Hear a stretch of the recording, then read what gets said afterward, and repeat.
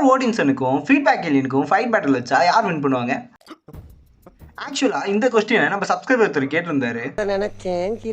First 2 பேர்கிட்ட பவர்ஸை பார்த்துருவோமா? நம்ம Thor வந்து பார்த்தீங்கன்னா தண்டருடைய கடவுள். அது மட்டும் இல்லாமல் மியாலின் ஸ்டார்ம் பிரேக்கரை கண்ட்ரோல் பண்ண முடியும். காம்பேக்ட் டூரபிலிட்டி எல்லாமே பார்த்தீங்கன்னா 1000+ இயர்ஸ் ஆஃப் எக்ஸ்பீரியன்ஸ் அவருக்கு இருக்கு.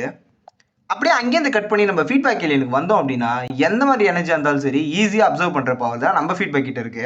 ஸோ நம்ம தோருடைய மெயின் பவரான லைட்னிங்கை நம்ம ஃபீட்பேக் மேலே ரிலீஸ் பண்ணாரு அப்படின்னா அந்த பவரை ஃபீட்பேக்கால ஈஸியாக அப்சர்வ் பண்ண முடியும். அண்ட் அதே பவரை டபுளாக ரிஃப்ளெக்டும் பண்ண முடியும் தோர் மேலே.